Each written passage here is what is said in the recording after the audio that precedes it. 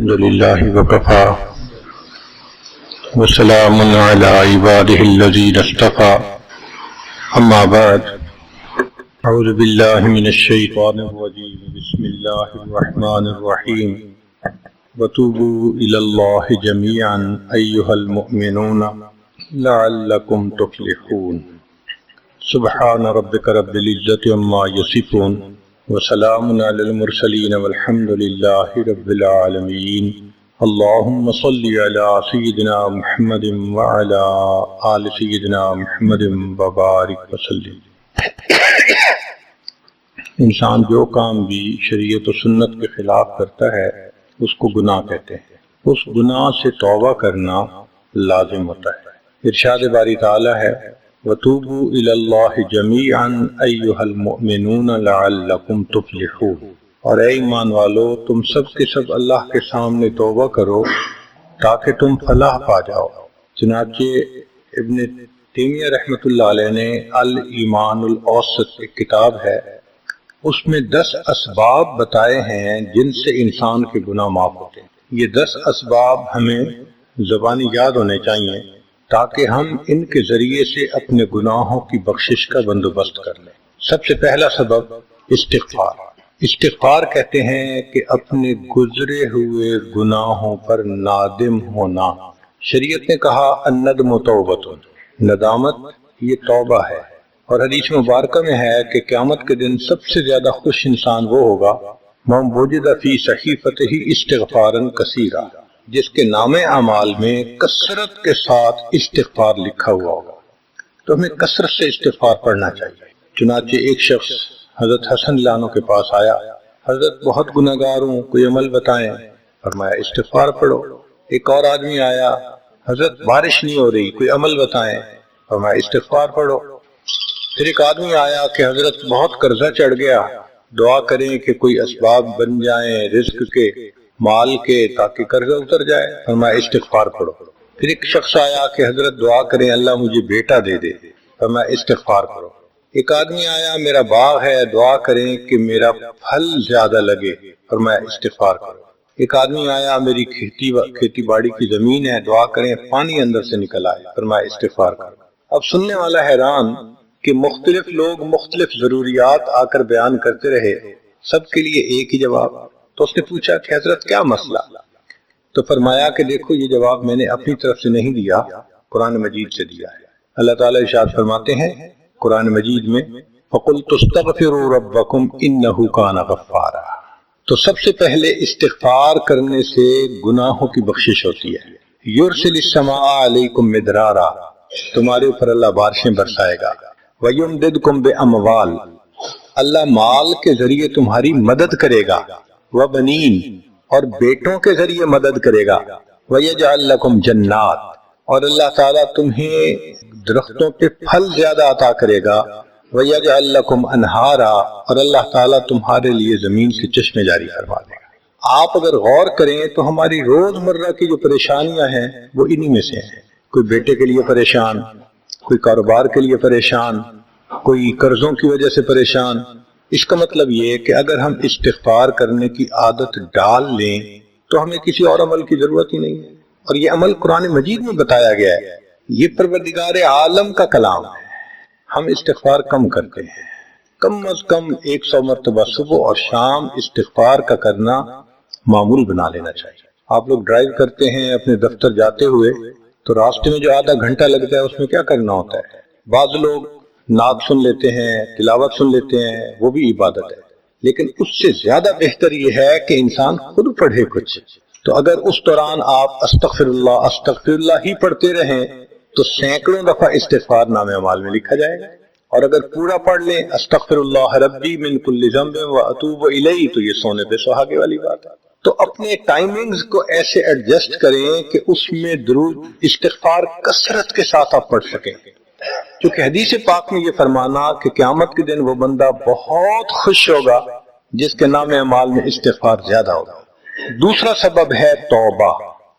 توبہ اور استغفار بہت قریب ہیں، ان میں لائن آف ڈیمارکیشن ڈالنا تھوڑا ڈیفیکلٹ ہے، مگر علماء نے لکھا ہے کہ استغفار پچھلے گناہوں پہ ریپینٹنس کو کہتے ہیں، اور توبہ آئندہ گناہوں کو کمٹ نہ کرنا، اس کی کمٹمنٹ کرنا، عزم کرنا، اس کو کہتے ہیں توبہ۔ عزم جازم، ایک عہد کرنا کہ میں نے آج کے بعد گناہ نہیں کرنا، یہ توبہ کہلاتا ہے۔ تو گویا توبہ کا تعلق آئندہ گناہ نہ کرنا، استغفار کا تعلق پاسٹ کے ساتھ ہے کہ میں نے جو کیا برا کیا، اللہ بس میری غلطی کو پلیز معاف کر دیں، اس کو استغفار کہتے ہیں۔ اور یہ استغفار کا حکم اللہ رب العزت نے اپنے حبیب صلی اللہ علیہ وسلم کو دیا، فسبح بحمد ربک واستغفرہ، حکم ہے، صیغہ ہے امر کا۔ اللہ کے محبوب صلی اللہ علیہ وسلم کو اگر یہ حکم ہے تو سوچئے پھر ہمیں استغفار کرنے کی کتنی ضرورت ہے۔ توبہ ہر بندے پہ کرنی ضروری، چنانچہ کافر ہے تو وہ کفر سے توبہ کر کے مسلمان بن جائے، مومن ہے گناہوں سے توبہ کر کے نیک بن جائے۔ جو نیک ہے وہ جو اپنے اعمال کے اندر غفلت ہوتی ہے، نماز کی غفلت، ذکر میں غفلت، تلاوت میں غفلت، اس غفلت سے توبہ کرے، اور جو کہے کہ جی میں تو اس سے بھی توبہ کرتا ہوں، تو بھئی ہم جو اعمال کرتے ہیں یہ اس کوالٹی کے تو نہیں کہ اللہ تعالیٰ کے ہاں قبولیت پا سکے۔ اب پھر استغفار کرنا کہ اللہ اس کو قبول کر لیجئے، کیونکہ اللہ کے محبوب صلی اللہ علیہ وسلم نے فرمایا ما عبدنا کا حق کا عبادت، اے اللہ ہم نے عبادت نہیں کی جیسے عبادت کرنے کا حق تھا۔ اگر سید الاولین والآخرین صلی اللہ علیہ وسلم یہ فرماتے ہیں، ہم کس کھیت کی گاجر مولی ہیں، ہماری عبادتیں کیا عبادتیں؟ تو استغفار کرنا، توبہ کرنا ہم میں سے ہر بندے پر لازم ہے۔ تیسری چیز جس سے کہ گناہ معاف ہوتے ہیں، الحسنات الماحیہ، نیکیاں۔ جو انسان نیک اعمال کرتا ہے تو گناہ دھل جاتے ہیں۔ نیک اعمال کی مثال صابن کی ہے، گناہوں کی مثال میل کی سی ہے۔ صابن جتنا زیادہ لگتا ہے اتنا میل دھل جاتی ہے۔ ان الحسنات یذہبن السیئات، یہاں شیطان دھوکہ دیتا ہے۔ مثلا اگر کوئی بچہ تعلیم پا رہا ہے مگر کوئی گناہ بھی کرتا ہے، تیرے علم کا کیا فائدہ، گناہ تو چھوڑتا نہیں۔ بھائی اگر گناہ کرتے ہیں تو علم تو الٹا ان گناہوں کو دھوئے گا، وہ علم ہی چھڑوا دیتا ہے تاکہ دھونے کا مسئلہ ہی نہ رہے۔ اب عورت سوچے گی میں پردہ تو کرتی نہیں، نمازوں کا کیا فائدہ؟ یہ دھوکہ ہے شیطان کا۔ بھئی آپ نمازیں پڑھتی رہو، اس نمازوں کی برکت سے اللہ پھر پردے کی بھی توفیق دے دیں گے۔ تو نیکی نہیں چھوڑنی چاہیے کبھی بھی، یہ سوچ کے جی میں اچھا تو ہوں نہیں، کیا فائدہ؟ فائدہ ہے۔ جب اللہ فرما رہے ہیں کہ نیکیاں گناہوں کو دھو دیتی ہیں، بھئی گناہ تو ہم چھوڑتے نہیں اور نیکی آرام سے چھوڑ دیتے ہیں، یہ کہاں کی لاجک ہے؟ تو اس لیے نیکی بھاگ بھاگ کے کرنی چاہیے۔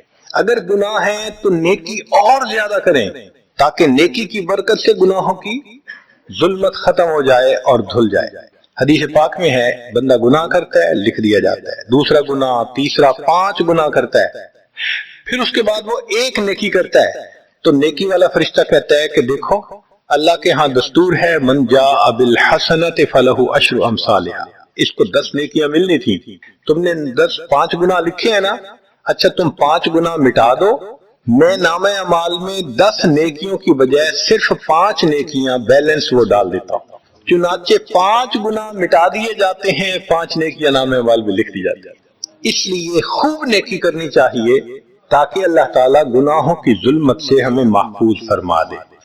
چوتھی چیز جس سے کہ گناہ معاف ہوتے ہیں، دعاء المؤمنین للمؤمن، جو ایمان والے ایک دوسرے کے لیے دعائیں کرتے ہیں اس سے بھی گناہ معاف ہوتے ہیں۔ چنانچہ عمر لانو جا رہے تھے عمرے کے لیے، نبی علیہ السلام نے فرمایا اے بھائی ہمیں اپنی دعاؤں میں نہ بھولنا، تو نبی علیہ السلام نے امت کو تعلیم دی کہ ایک دوسرے کو دعاؤں کے لیے کہنا چاہیے۔ یہ بہت اچھی عادت ہے کہ جب کسی سے ملیں جی ہمیں اپنی دعاؤں میں یاد رکھیں، والدین کو کہنا، بڑوں کو کہنا، دوستوں کو کہنا، کیا معلوم کس کی مانگی ہوئی دعا کام آ جائے۔ اس دعا کا فائدہ ہوتا ہے نا، تبھی تو قرآن مجید میں دعا سکھائی گئی، ربنا اغفر لنا وَلِإِخْوَانِنَا الَّذِينَ سَبَقُونَا بِالْإِيمَانِ، اے اللہ جو ہم سے پہلے ایمان والے چلے گئے ان کی بھی مغفرت فرما دے۔ تو فائدہ ہوتا ہے تو قرآن نے دعا سکھائی ہے نا۔ تو ایمان والوں کی دعاؤں سے دوسرے ایمان والوں کو فائدہ ہوتا ہے۔ حدیث پاک میں ہے دوست کی دعا دوست کے پیٹھ پیچھے رد نہیں کی جاتی، کیوں؟ اس میں خلوص ہوتا ہے۔ تو اس لیے حدیث پاک میں ہے، مسلم شریف کی روایت ہے کہ اگر کوئی آدمی فوت ہو جائے اور 40 آدمی جنازہ پڑھ لیں جو ایمان والے ہوں، توحید والے ہوں، فرمایا ما من رجل مسلم یموت فیقوم علی جنازته 40 رجلا لا یشرکون باللہ شیئا الا شفعهم اللہ فی. اللہ 40 بندوں کی نماز جنازہ کو قبول کر کے میت کی مغفرت فرما دیتے ہیں. پانچواں عمل ما یعمل للمیت من اعمال البر. ہم اپنے فوت شدہ لوگوں کے لیے جو نفل کے کوئی نیک کام کرتے ہیں اس سے بھی ان کے گناہ معاف ہوتے ہیں. مثلا صدقہ کر دیا، قرآن پاک پڑھا، ان کو بخش دیا، ان کی طرف سے عمرہ کیا، حج کیا، ان نفلی اعمال کا ثواب ان کو ملتا ہے. اس کی وجہ سے ان کے گناہوں کو معاف کر دیا جاتا ہے. چنانچہ حضرت شیخ الحدیث رحمۃ اللہ علیہ نے فضائل ذکر میں یا کسی اور کتاب میں واقعہ لکھا ہے کہ ایک اللہ والے تھے، قبرستان کے قریب سے جاتے ہوئے انہوں نے کچھ پڑھ کے قبرستان والوں کو بخش دیا. رات خواب دیکھا کہ وہی قبرستان والے ہیں اور ایک آدمی آتا ہے جیسے کوئی ڈاک تقسیم کرنے والا ڈاکیا ہوتا ہے، اور سب اس کی طرف بھاگ پڑتے ہیں جیسے ڈاک لینے کے لیے. ایک بندہ پیچھے آرام سے بیٹھا ہوتا ہے. وہ پوچھتا ہے کیا معاملہ؟ وہ کہتے ہیں کہ یہ فرشتہ آیا ہے، روزانہ کی جو ڈاک آئی ہے نا نیکیوں کی، جو اولاد نے، رشتہ داروں نے، دوستوں نے کیے، لہذا وہ اعمال نیکیاں ملتی ہیں تو یہ سب لوگ جاتے ہیں کہ نیکیاں ملیں گی، ہمارا درجہ بڑھے گا. اس نے کہا کہ آپ کو ضرورت نہیں ہے. کہنے لگا ہاں میں لے لوں گا، مگر میرا ایک بیٹا ہے جسے میں نے قرآن پاک کا حافظ بنایا، اس کی دکان ہے، وہ سارا دن دکان پہ بیٹھا رہتا ہے اور ساتھ ساتھ قرآن پڑھتا رہتا ہے، تو مجھے اتنی نیکیاں مل جاتی ہیں کہ میں بعد میں لے لوں گا. اس نے کہا بیٹا کہاں؟ اس نے کہا فلاں جگہ دکان ہے. وہ اللہ والے جب وہاں گئے اگلے دن تو دیکھا کہ ایک نوجوان ہے اور وہ بیٹھا ہوا ہے، گاہک آتا ہے تو اس کو سودا بیچ دیتا ہے. جب گاہک کوئی نہیں ہوتا تو وہ قرآن پڑھنا شروع کر دیتا ہے. تو وہ سمجھ گیا کہ میرا خواب سچا تھا، اس بچے کے قرآن پڑھنے سے اس کے والد کو خوب بینیفٹ مل رہا ہے. کچھ عرصے کے بعد دوبارہ پھر اسی قبرستان کے قریب سے گزرے، پھر انہوں نے کچھ پڑھ کے بخش دیا. رات خواب میں دیکھا کہ اب جب تقسیم ہوا تو سب بھاگے تو وہ بندہ بھی بھاگا. انہوں نے کہا آپ بھی بھاگ رہے ہو؟ کہنے لگا ہاں میں اس لیے بھاگ رہا ہوں کہ میرا وہ بیٹا فوت ہو گیا، اب مجھے قرآن پڑھ کے بخشنے والا کوئی ایسا ہے نہیں، تو جو عام ایمان والوں کا ثواب آتا ہے میں بھی اسی میں سے اپنا حصہ لینے کے لیے جا رہا ہوں.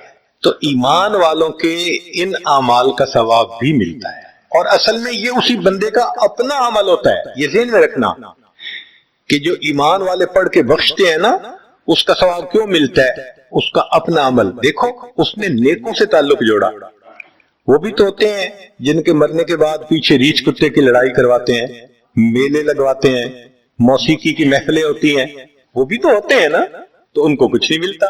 اس بندے نے نیکوں سے محبت کی، یہ اس کا اپنا عمل ہے، اس کی محبت کی وجہ سے اب یہ لوگ اس کو پڑھتے ہیں، اللہ اس کو ثواب پہنچا دیتے ہیں، تو اس کے اپنا عمل ہے. پھر چھٹی چیز جس کی وجہ سے گناہ معاف ہوتے ہیں، المصائب التي يكفر الله بها الخطايا في الدنيا. دنیا میں انسان کو جو مشکلات، تکلیفیں، مصیبتیں پہنچتی ہیں ان کی وجہ سے گناہ معاف کر دیے جاتے ہیں. کوئی مصیبت دنیا میں پہنچتی ہے گناہ معاف ہوتے ہیں. چنانچہ نبی علیہ السلام تشریف فرما تھے، چراغ بجھ گیا، نبی علیہ السلام نے فرمایا انا للہ و انا الیہ راجعون. ام المومنین عائشہ رضی اللہ عنہا نے پوچھا اللہ کے حبیب صلی اللہ علیہ وسلم یہ تو پڑھتے ہیں جب کوئی آدمی فوت ہو جاتا ہے. فرمایا عائشہ مومن کو جو بھی دنیا میں تکلیف غم پہنچتا ہے اگر وہ اس کے اوپر انا للہ پڑھ لے اس کو ثواب ملتا ہے. تو سوچنے کی بات ہے چراغ کے بجھنے پر اگر ثواب ملتا ہے تو کسی عزیز کی زندگی کا چراغ بجھ گیا اس پر کتنا ثواب ملے. اس لیے تکلیف آئے تو پریشان ہونے کی بات نہیں ہوتی، صبر کرنے کی بات ہوتی ہے. انسان بے صبری کے ذریعے خواہ مخواہ اس تکلیف پر ملنے والے ثواب سے اپنے آپ کو محروم کر دیتا ہے. بے صبری سے تکلیف ختم نہیں ہوتی، ثواب ملنا بند ہو جاتا ہے. تو بے صبری کا کیا فائدہ؟ اور ہو سکتا ہے کہ یہ مصیبت جو آئی یہ بندے نے خود مانگی ہو. یہ بھی عجیب بات ہے. آپ کہیں گے جی کوئی بندہ مصیبت تو نہیں مانگتا. ہاں ہو سکتا ہے مانگی ہو. کیسے کہ دعا مانگی اللہ مجھے قیامت کے دن میرے محبوب صلی اللہ علیہ وسلم کے ہاتھوں حوض کوثر کا جام عطا کر دینا. اللہ نے دعا قبول کر لی. عمل تو ہے نہیں کہ یہ نعمت نصیب ہو، تو اب کیسے ملے گا؟ اللہ تعالیٰ بیماری، مصیبت، پریشانی کچھ اس کے اوپر بھیج دیتے ہیں. اگر یہ بندہ اس پر صبر کر لیتا ہے اس کو بہانہ بنا کر اللہ اس کو وہ نعمت عطا فرما دیتے ہیں۔ چنانچہ ایک بزرگ تھے 70s میں تھے، بیوی بھی اسی طرح بہت نیک تھی بیوی نے کہا کہ میرا بڑا دل چاہتا ہے کہ نبی علیہ الصلوۃ والسلام کا دیدار نصیب ہو، میں بڑا درود پڑھتی ہوں، نفل پڑھتی ہوں، مگر مجھے واضح زیارت نہیں ہوئی، آپ کو کوئی عمل آتا ہو تو بتا دیں۔ انہوں نے کہا عمل آتا ہے، کرو گی؟ کہا بالکل کروں گی۔ کہنے لگے اچھا جمعہ کا دن آ رہا ہے، خوب نہا دھو کے وہ جو دلہن والے کپڑے تھے نا تمہارے کناری والے گوٹے، وہ پہننا اور میک اپ کرنا، خوشبو لگانا، اور میں بس جمعہ پڑھ کے آؤں گا تو پھر ٹھیک۔ اس نے کہا بہت اچھا۔ وہ اللہ کی بندی نہائی دھوئی دلہن کی طرح خوب تیار ہوئی، کپڑے دلہن والے پہنے۔ ان بزرگوں نے جمعہ کی نماز پڑھی تو ساتھ بھائی کا گھر تھا اس کی، یعنی ان کی بیوی کا، تو بیوی کے بھائی کے گھر چلے گئے، اس کو جا کے کہا میری عمر دیکھو اور آ کے اپنی بیوی بہن کی حالت دیکھو۔ اس نے کہا کیا مسئلہ؟ وہ ساتھ آ گیا، اور جب گھر آ کے اس نے دیکھا تو بیوی تو دلہن بنی بیٹھی ہے۔ بھائی کو غصہ آیا، تمہیں اپنی یہ تمہاری عمر اور یہ تمہارے لچھن۔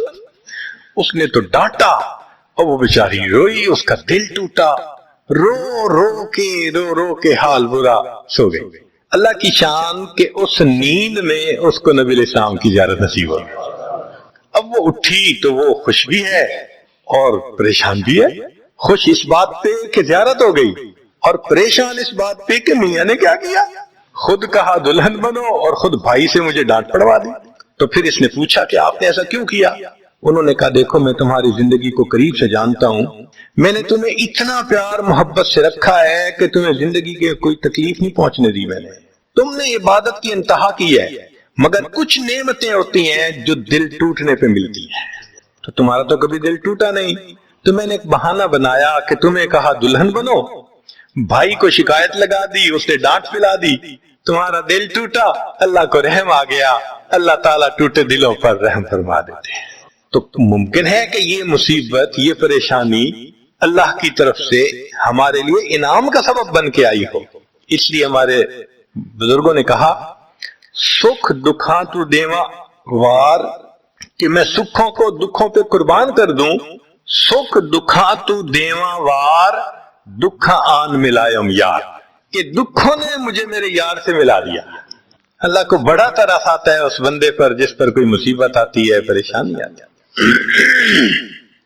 پھر ساتویں چیز جس سے کہ گناہ معاف ہوتے ہیں، ما یحصل فی القبر من الفتنة والزغطة والروع، قبر کے اندر انسان جب جائے گا تو اس کو وہاں پر ضغط قبر پیش آئے، قبر دباتی ہے، اس قبر کے دبانے سے بھی گناہ معاف ہوتے ہیں، اور یہ ضغط قبر ہر کسی کو پیش آئے گا۔ سعد لانو ایک صحابی ہیں، نبی علیہ السلام نے ان کا جنازہ پڑھایا اور اللہ کے محبوب صلی اللہ علیہ وسلم پنجوں کے بل چلنے لگے، تو صحابی نے پوچھا اے اللہ کے حبیب صلی اللہ علیہ وسلم آپ ایسے چل رہے ہیں؟ فرمایا سعد کی نماز جنازہ میں شرکت کے لیے اتنے فرشتے آسمان سے اتر آئے، مجھے پاؤں رکھنے کی جگہ نہیں مل رہی۔ پھر حدیث پاک میں آتا ہے کہ نبی علیہ السلام نے فرمایا سعد کی وفات پر اللہ کا عرش بھی 3 دن تک روتا رہا۔ جن کی وفات پہ اللہ کا عرش روئے، اللہ کے فرشتے جنازے میں اترے، کیسے اللہ کے مقبول بندے ہوں گے؟ پھر نبی علیہ السلام نے فرمایا سعد کو بھی ضغط قبر پیش آیا، تو اس کا مطلب یہ کہ یہ ضغط قبر تو پیش آنا ہی ہے، ہر کسی کو آنا ہے، کوئی بھی ہو۔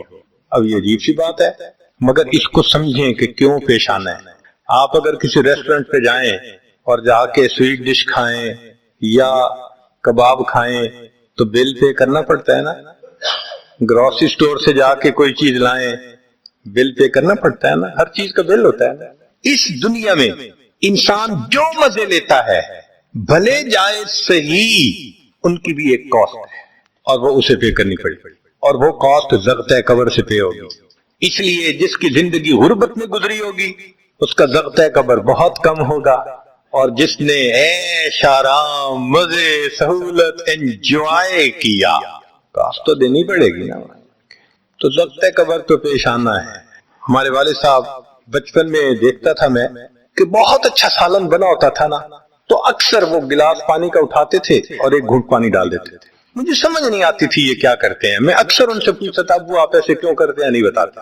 جب ان کی وفات ہوئی تو بعد میں والدہ صاحبہ نے کہا کہ اصل میں وہ یہ کہا کرتے تھے کہ نفس میرا دشمن ہے، میں اس نفس کو لذتیں کیوں دوں۔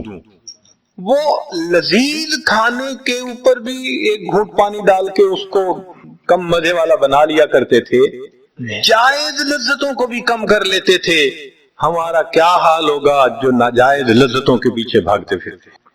تو یہ ضبط قبر مومن کو بھی پیش آتا ہے اور کافر کو بھی، مگر فرق ہے، کافر کو پیش آئے گا کہ حدیث پاک میں آتا ہے دائیں طرف کی پسلیاں بائیں طرف اور بائیں کی پسلیاں دائیں طرف، یوں پسلیاں توڑ کے رکھ دیں گے۔ اور مومن کو بھی ضبط قبر پیش آئے گا، مگر مومن کو ضبط قبر تکلیف نہیں دے گا اتنی اگر نیک ہوا۔ کیوں؟ اچھا آپ بتائیں، سر میں درد ہو تو آپ کہتے ہیں نا ذرا سر دبا دو، تو تکلیف ہوتی ہے یا راحت ملتی ہے؟ سر دبانے سے راحت ملتی ہے۔ جس طرح سر درد میں کوئی دبائے سر کو راحت ملتی ہے، ایسے ہی مومن کو ضبط قبر تو پیش آئے گا مگر مومن کے لیے راحت کا سبب ہوگا۔ آٹھویں چیز جس سے کہ گناہ معاف ہوں گے، احوال یوم القیامت وکربھا وشدائدھا، قیامت کے دن جو انسان کو ایک وحشت کی کیفیت ہوگی، ہول کی کیفیت ہوگی، خوف ڈر کی کیفیت ہوگی۔ اللہ اکبر۔ امام غزالی رحمت اللہ علیہ نے تفصیل لکھی ہے کہ سارے لوگ کھڑے ہوں گے اور سورج بہت قریب ہوگا، پسینے میں شرابور ہوں گے۔ اللہ اکبر۔ اس وقت جہنم کے اندر ابال آئے گا اور جہنم کے اندر سے انگارے اٹھ کر اوپر جائیں گے اور واپس گریں گے۔ فرماتے ہیں اس وقت انبیاء میں سے کوئی نبی بھی ایسا نہیں ہوگا جس کو یہ ڈر نہ ہو کہ کہیں انگارے میرے اوپر نہ آ جائیں۔ اگر انبیاء بھی تھرا رہے ہوں گے، ہمارا اس دن کیا حال ہوگا؟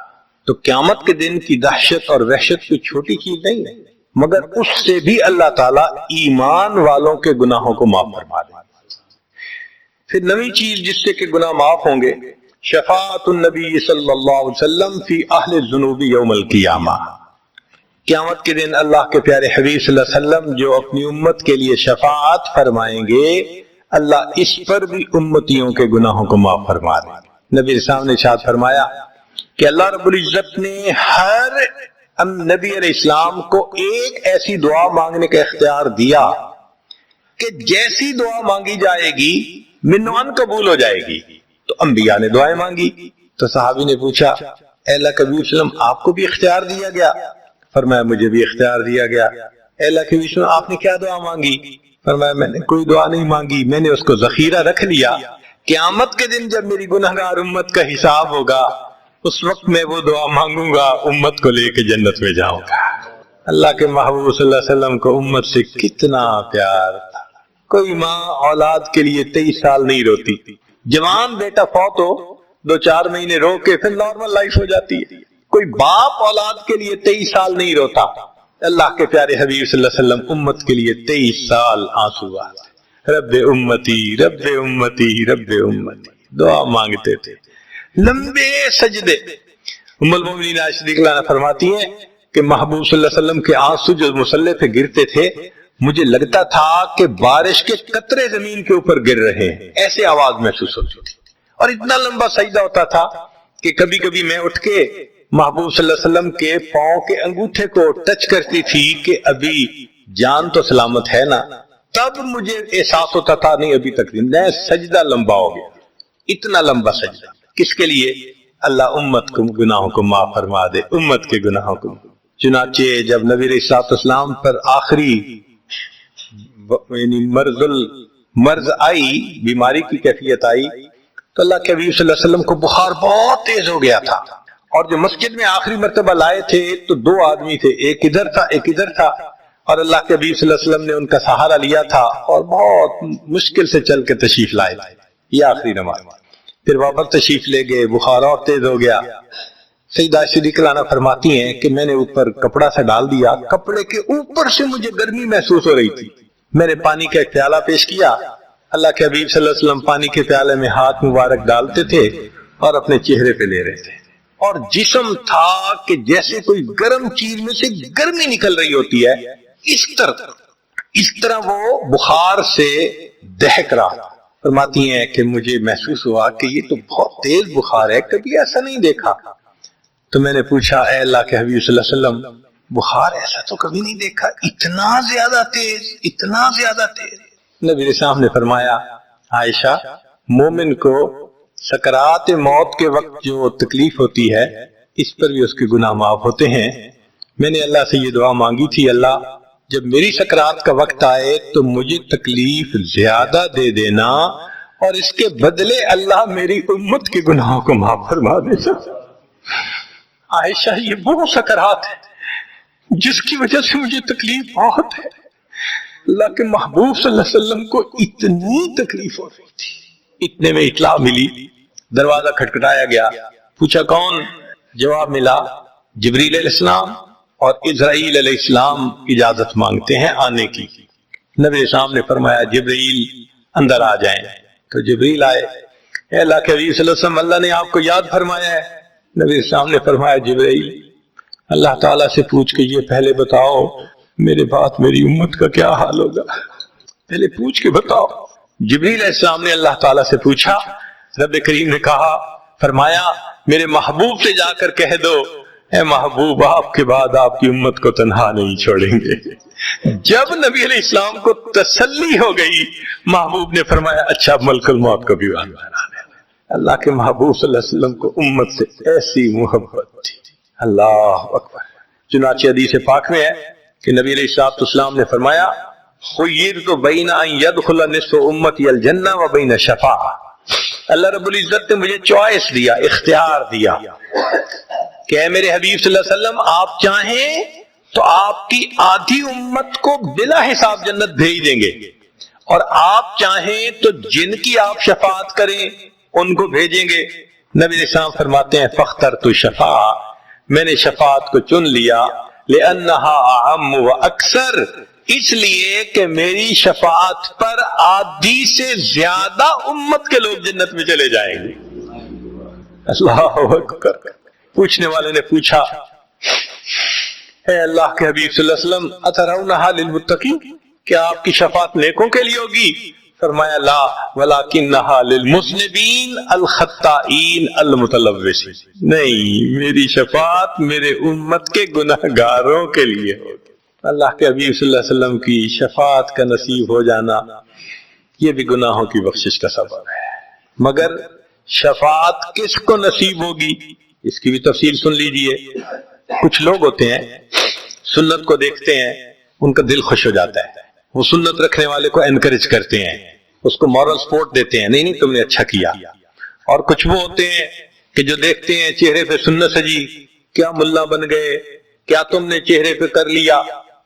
علماء نے لکھا جس نے سنت کو دیکھ کر ناگواری کا اظہار کیا اس نے اپنے آپ کو شفاعت سے محروم کر دیا۔ یہ نہیں ہے کہ ہم سنت کا مذاق بناتے پھریں اور ہمیں شفاعت نصیب ہوگی، نہیں، احترام ہو دل میں سنت کا۔ نبی علیہ السلام کی ایک ایک سنت پہ قربان ہو انسان، جب یوں محبت ہوگی تو پھر نبی علیہ السلام کی شفاعت بھی ان کے لیے۔ 10واں سبب جس سے کہ گناہ معاف ہوں گے، رحمت اللہ وعفوہ ومغفرتہ بلا سبب من العباد، قیامت کے دن انبیاء کرام شفاعت کریں گے، بخشش ہوگی، پھر علماء کریں گے، شہداء کریں گے، پھر سب جنتی شفاعت کریں گے، حتیٰ کہ کوئی ایسا نہیں رہے گا کہ جو کسی اور کی شفاعت کرے، اور وہ لوگ جہنم میں ہوں گے کہ جن کا کوئی جنتی واقع بھی نہیں ہوگا۔ اللہ اکبر۔ سالوں وہ جہنم میں جلتے رہیں گے، جلتے رہیں گے، پھر ایک وقت آئے گا کہ ان میں سے جن کے دل میں تھوڑا سا بھی ایمان ہوگا نا، اگرچہ اس کی شفاعت کرنے والا کوئی نہیں ہوگا، ان کو بھی اللہ بخشنے کا سبب بنائیں گے۔ وہ کیسا ہوگا؟ حدیث پاک میں آتا ہے کہ یہ جو ایمان والے ہوں گے نا، ان کے اور کافروں اور مشرکین کے درمیان جو دیوار تھی نا آگ کی، اس کو ذرا ٹرانسپیرنٹ اللہ بنائیں گے۔ تو مشرکین دیکھیں گے اور کہیں گے ہم تو جل ہی رہے تھے، اور تم تو کلمہ پڑھتے تھے، تم بھی یہاں جل رہے ہو۔ تو وہ جب ان کو کلمے کا تانا دیں گے کہ تمہارا نام تو مسلمانوں والا تھا نا، تو اس وقت وہ جہنمی اللہ سے فریاد کریں گے، اللہ تیری توحید کا تانا دیتے ہیں، کہاں گیا تمہارا خدا؟ تم بھی ہمارے ساتھ جل رہے ہو؟ جب وہ فریاد کریں گے اللہ تعالیٰ جبرائیل علیہ السلام کو فرمائیں گے جبرائیل جاؤ، جس کے دل میں ذرہ برابر بھی تمہیں ایمان نظر آتا ہے اس کو بھی جہنم سے نکال، ان کو بھی جہنم سے نکال دیا جائے۔ پھر اس کے بعد وہ بچیں گے کہ جن کا ذرہ ایمان بھی نہیں فرشتے کو نظر آئے گا، مگر اللہ فرمائیں گے انبیاء نے بھی شفاعت کر لی، شہداء نے بھی، علماء نے بھی، جنتیوں نے بھی، اب میں اپنی رحمت کا اظہار کرتا ہوں، میں بھی تو بندوں سے محبت کرتا ہوں۔ حدیث پاک میں ہے ثلاث حشیات، یوں کر کے اگر گندم ہونا اور انسان دونوں ہاتھوں کو ایسے کرے تو اس کو لپ کہتے ہیں، لپ بھرنا، تو اس میں ہزاروں چاول کے دانے آ سکتے ہیں۔ سوچئے اللہ رب العزت لپ بھریں گے تو وہ کتنی بڑی ہوگی، کھربوں لوگ ہوں گے، ایک لپ کو بھر کے نکالا جائے گا، پھر دوسری کو نکالا جائے گا، پھر تیسری لپ بھر کے نکالیں گے، پھر ایک حوض ہوگا، کہا جائے گا جہنمی کو اغتسل فی ھذا الغدیر، اس حوض کے اندر تم جاؤ غسل کرو۔ جب وہ غسل کریں گے بالکل ان کے جسم صحیح سلامت ہو جائیں گے، پھر اللہ تعالیٰ ان کو جنت عطا فرمائیں گے، مگر ان کے ماتھے پر لکھا ہوا ہوگا اتقاء الرحمن، کہ رحمان نے اپنی رحمت سے ان کو رعایتی پاس کر دیا، وہ جنت میں جائیں گے۔ اب جو جنت میں جائیں گے تو جنتی لوگ ان کے ساتھ ملیں گے، خوش ہوں گے، مگر کہیں کہیں کوئی ان کو کہے گا ہم تو اللہ کے فضل سے سیدھا آ گئے، تم تو آیا فلاں جگہ سے آئے ہو نا، رعایتی پاس ہو۔ اب جب ان کو رعایتی پاس کا تانا ملے گا تو ان کو عجیب لگے گا، پھر ایک وقت آئے گا کہ یہ سب اتقاء الرحمن اللہ کے سامنے فریاد کریں گے، اللہ آپ نے اپنی رحمت سے جہنم سے نکال دیا، جنت بھیج دیا، یہ جو مہر ایک لگا دی یہ بھی تو اتار دیجئے نا۔ تو اللہ تعالیٰ ان کی مہر کو ختم فرمائیں گے اور یہ جنت میں رہنے لگ جائیں گے۔ امام غزالی رحمت اللہ علیہ اس واقعے کو نقل کرنے کے بعد لکھتے ہیں میرا کوئی عمل ایسا تو نہیں کہ میں امید کروں کہ میں جنت چلا جاؤں گا، کاش اللہ مجھے ان اتقاء الرحمن میں شامل فرما لیتے، کاش کہ اللہ تعالیٰ مجھے ان اتقاء الرحمن میں شامل فرما لیتے۔ بے گناہوں میں چلا زاہد جو اس کو دیکھنے، مغفرت بولی ادھر آ میں گنہگاروں میں ہوں، وہ کرشمے شان رحمت نے دکھائے روز حشر، چیخ اٹھا ہر بے گناہ میں بھی گنہگاروں میں ہوں۔ اللہ اکبر۔ حضرت قاری طیب صاحب رحمت اللہ علیہ ایک کتاب میں لکھتے ہیں اتنا اللہ کی رحمت کا ظہور ہوگا، اتنا ظہور ہوگا اس دن، ایک ایسا وقت آئے گا کہ شیطان بھی سر اٹھا کر دیکھے گا، اسے بھی امید لگے گی شاید میری بھی مغفرت کر دی جائے۔ وَكَانَ بِالْمُؤْمِنِينَ رَحِيمًا۔ اللہ تعالیٰ قیامت کے دن اپنی رحمت کا اظہار فرمائے۔ اللہ کرے قیامت کے دن اللہ کی رحمت سے ہمارا کام بن جائے۔ اللہ تعالیٰ ہمیں اپنے گناہوں سے سچی توبہ کرنے کی توفیق عطا فرمائے، اور اللہ تعالیٰ ہمیں اپنے بخشش کیے ہوئے گناہگار بندوں کی قطار میں قیامت کے دن شامل فرمائے۔ وآخر دعوانا ان الحمد للہ رب العالمین۔